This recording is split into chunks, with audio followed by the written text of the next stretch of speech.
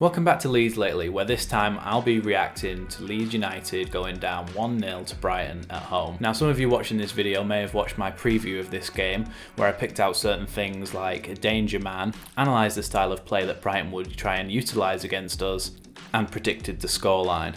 So for any of you who haven't watched that video, I predicted Yves Bissouma as the danger man. He didn't start. I predicted that Neil Maupay would not trouble us and wouldn't score.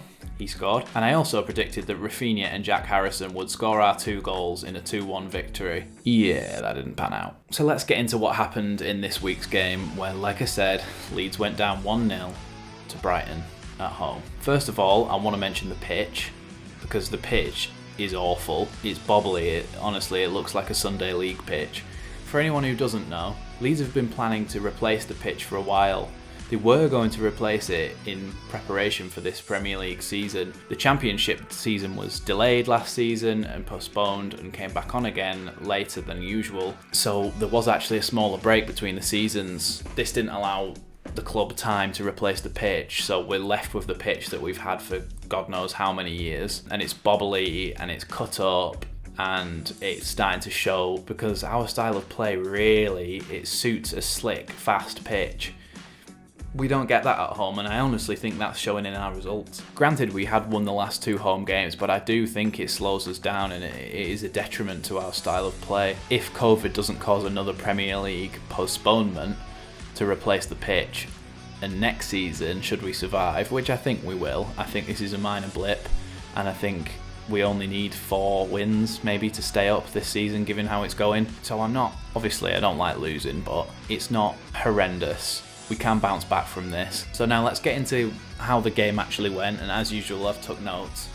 So let's get into the game and how it went. The Leeds were having a lot of possession, but not really creating anything clear cut with it. The best chance we had in that first half was when Alioski played a low-driven ball across the box and Rodrigo couldn't quite get to it. Now I say that he couldn't quite get to it, but Jermaine Beckford said at half-time he would have been sliding in. He would have been going hell for leather trying to get on the end of that, and I think that's what a striker's instinct says. I think that is something that Rodrigo lacks and something that Bamford lacks. Now, they have got the striker's instinct, don't get me wrong. What I mean is they haven't got that, I'm going to slide in and put my body on the line. I don't care if I smash into the post or into a player. I want to score a goal. That's what the top strikers do. They slide in, they throw the body at it, anything they can do to get the ball in the goal. Rodrigo didn't do that, and he sort of made a half-hearted attempt to get it, and it just went straight across in the end. I rate Rodrigo highly, but with a different striker who's a bit more driven to get the ball, I think we would be 1-0 up there in the first half. Shortly after that good chance for Leeds, Neil Maupay was running through on goal, and Ayling gently put a hand on his shoulder, and Maupay threw himself to the floor. Now luckily, Kevin Friend realised straight away that it wasn't a foul, and I think he judged it to be a slip, otherwise it would have been a yellow card because it was clearly a dive. VAR looked at it and they're not going to overturn it for a yellow card because that's not how it works, and they also didn't give it a penalty obviously because it wasn't one. About 8 or 9 minutes later, that's when their goal came, which was a little 1-2 where McAllister played it across for Maupay and he scored in the bottom corner. He played it across the face of Kiko, who wasn't at fault for this goal. The defenders were moved around in the box. It was a good counter-attack and it was a good attacking bit of play from Brighton. The only criticism I have is of Ayling, who did not check his shoulder. There was a view of the goal that we saw from quite far out before it even got to the penalty area, where Ayling is running diagonally back towards his own goal from the right hand side, and Maupay is behind him the whole time trying to ghost in at the back post, and in the end that's exactly what he does because Ayling gets drawn towards the penalty spot, but Maupay cleverly stays out and sticks to the back post, where Ayling just hasn't checked his shoulder and tracked the run, which he should have done. He really should have checked his shoulder. It's basic stuff, but momentary lapses in concentration can be expected because it's so high intensity.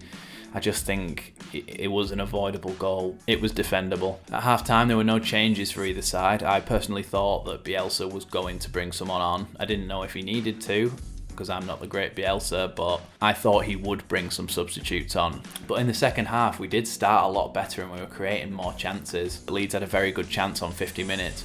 Bamford took a bit too many touches in the box. He was then tackled and the ball fell to Jack Harrison on the right-hand side, who tried to whip it in the far corner and it just whipped around the post, and that was a very good chance to score and probably one of our best of the second half. Leeds continued to create much more dangerous attacks than they had in the first half, and much more dangerous attacks than Brighton have been doing. On 62 minutes, the danger man that I identified in my preview, Yves Bissouma, came on to try and shore up their defensive midfield and try and hold out for a win. And Tyler Roberts came on for Leeds, replacing Rodrigo. Now Tyler Roberts actually played well, I thought. I thought he was a bit more dynamic than Rodrigo. I thought he beat his man whenever he could, and I thought he got himself into some very good positions. Shortly after that, Alioski was taken off and replaced by Pablo Hernandez, and Leeds had a defensive reshuffle. Ayling went from centre-back to right-back, Struijk went from defensive midfield to centre-back, and Dallas went from right-back to left-back. Pablo did what Pablo does, and he got on the ball and he tried to find balls into the box and tried to create something out of nothing,